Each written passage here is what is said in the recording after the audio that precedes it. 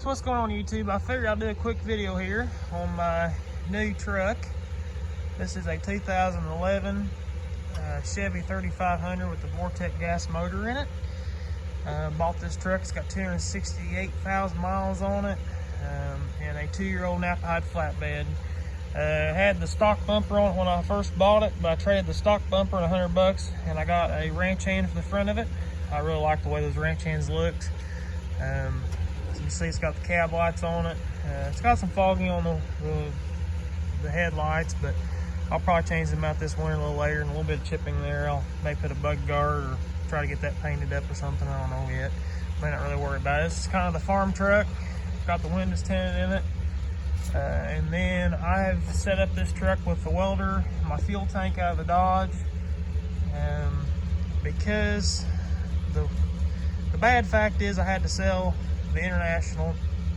I didn't have to sell it, but it just got to where it was sitting too much, and I didn't really want to see that thing deteriorate sitting around the farm. It just, after I bought this, I hadn't had this since July, and I just kind of started seeing that truck set more because I had this. It's just a little more practical for what I'm trying to do, and it's a hell of a lot easier to get around, especially around the barns, and it is 4-wheel drive, so I can get it around. It's a great farm truck, so it kind of sucked, but you know, it is what it is. So I went ahead this last weekend and moved the welder, the leads over here.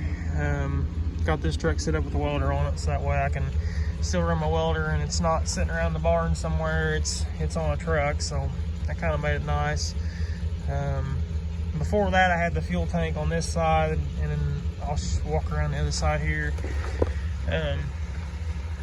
It really wasn't planned to buy a new truck this year. I've been looking for like a 1-ton, 3/4 ton truck. Last winter I was kind of gnawing around the idea, and I got tired of putting all the miles on that truck and pulling the guts out of it, because that was kind of besides Dad's 1-ton, that was Dad's truck. You know, I kind of wanted my own 1-ton to pull around my stuff when I brought home things, or wanted to pull a gooseneck and stuff like that. I was kind of limited because that there's just, you know, it's a 1/2-ton truck with a diesel in it, but that there is more or less the daily driver. Now it hauls around this green road box for work. And you know, right now I just got the truck done, so I kind of been driving this, including the heater, and that's great whenever it warms up, but it takes a while, and I'm not ready to drive an hour and still be cold, so I figured I've been driving this thing a little bit, and also the vibration and everything. I want to check on my bolts and stuff at the end of this week and make sure everything's still tight. Kind of a good way to do is just kind of drive it and, you know, let things settle in. So, and the truck did come with this Montezuma box.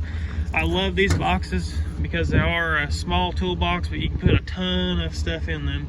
As you can see, I got all my leads in here, all my rods and stuff in here. Got some jumper cables, odds and ends stuff, some wrenches, you know, just odds and ends.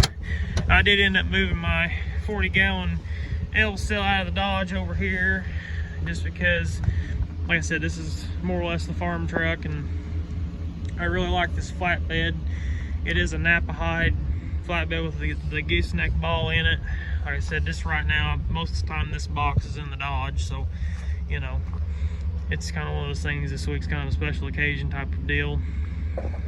But kind of hate to see the old International go. That's been a really cool truck. I hated to sell it, but you know, it just got to sitting around too much, and I wanted something a little more practical and do the job.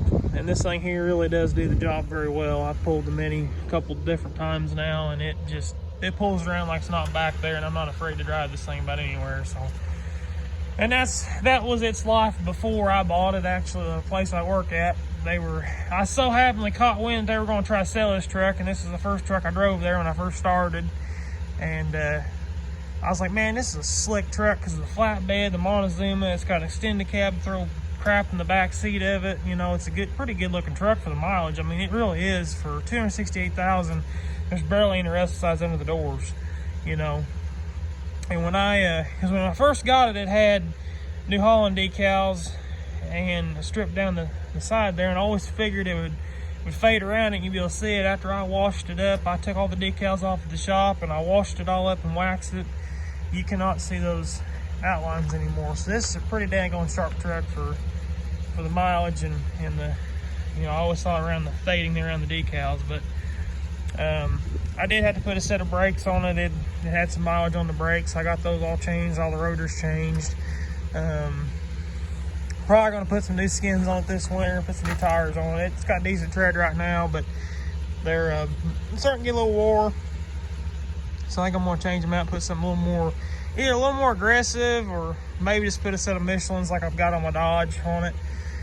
They're those are kind of like an off-road tire slash road tire, and they wear really good. I mean, my Dodge has got about 80,000 miles on that set of tires on it. I haven't had to change them yet, so that's the reason why we run those on our trucks. I mean, they're expensive, but they last a long time, and you don't have to mess with them. So yeah, this truck here just seemed like it fit the ticket for what I wanted to do. It pulls around the Mini, it pulls skid steers, pulled a ton of equipment around with it. I mean, like haying equipment and stuff, you know, it does a pretty good job at that. So it's kind of sucked getting around the International, but it's a pretty good trade-off. So anyhow, I just want to make a quick video on this truck. There's some more coming here on some things been going on around the farm, and we'll catch y'all on the next one. Thank y'all for watching, and stay tuned for more.